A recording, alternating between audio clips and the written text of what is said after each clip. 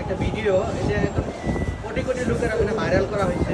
আমরা এর আগে দেখছিলাম যে একটা রাজনৈতিক দলের নিয়ে একজন মুক্তিযোদ্ধা হিসেবে সালাম ভাই একটা বক্তব্য রাখছিল।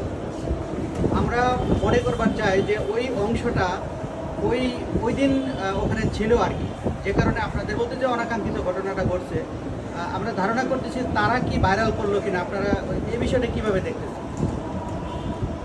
এটা হলো সেদিন যে ফেসবুকে যেটা গিয়েছে, এটা যদি আগে পরেটা থাকতো তাহলে আমার মনে হয় জনগণের বিভ্রান্ত হইতো না। ওই চুম্বক অংশটা দেখানো হয়েছে তো।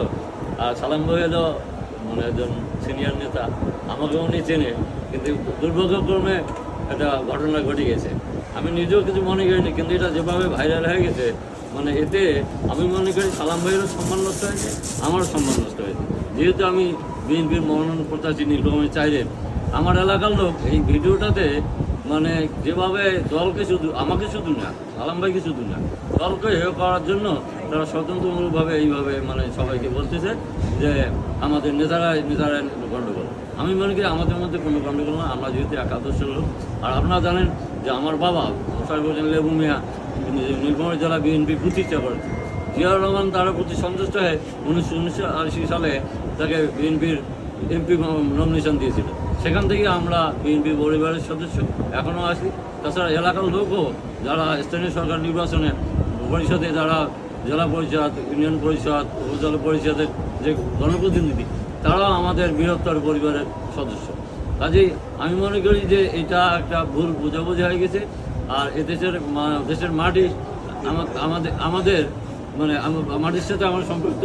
আমি মনে করি আমার যে মনোনয়ন আমি চেয়েছি, ফলে জনগণের সমস্যার সমাধানে এবং রাজনৈতিক ঐক্য প্রতিষ্ঠায় আমার এই মনোনয়ন কাজে দেবে, ভূমিকা রাখবে। ঘটনা বলেন, এই ঘটনায় কি আপনাকে সালাম ভাই তো আসছে, আপনার লোকে দেখা করছে? সালাম ভাই আমাকে এটা দেখার পর টেলিফোনে আমার কাছে ক্ষমা চেয়ে দুঃখ করেছে। আমিও খুব বিপদ অবস্থায়, সালাম ভাই একজন সিনিয়র নেতা, উনি আমার কাছে ক্ষমা চেয়ে দিয়েছে। এটা আমি মনে করি এটা আমার জন্য মানে একটা বিপদ, উনি দুঃখ প্রকাশ করছে, আমিও এই জন্য মনে রাখিনি। আমিও ওনাকে মানে ক্ষমা করে দিয়েছি। কিন্তু এটা ভাইরাল হওয়ার কারণে মানে আমরা পড়ে গেছি বিপদে। মানে আমরা যারা অপোনেন্ট যারা আছে তারা এটাকে বিভিন্নভাবে কাজে লাগাইতেছে। কাজে আমি মনে করি যদি সালাম ভাই আমাদের লোক, কারণ ওনার সম্মান আমার সম্মান, কাজেই উনিও একটু যেহেতু ভাইরাল হয়েছে, উনি যদি ভাইরালে একটু বলে তাহলে ওনার সম্মানও থাকবে, আমার সম্মানও থাকবে, দলের সম্মানও থাকবে আমি মনে করি। সালাম ভাই, এই বিষয়ে আপনার আজকে অনুভূতিটা কি? এই বিষয়ে আসলে বলার কিছু না, আমি দুঃখিত। আর সবচেয়ে বড় কথা যে এরকম ভিড়ের মধ্যে যে এরকম একটা ঘটনা ঘটবে, ওনারা এমনি আমি অনেক ভালোবাসি, ওনারা চিনি, আমি ভালো জানি। কাজে এরকম ঘটনা ঘটাটা ঠিক হয়নি। যেটা হয়েছে সেটার জন্য আমি দুঃখ প্রকাশ করছি। ওকে, ধন্যবাদ।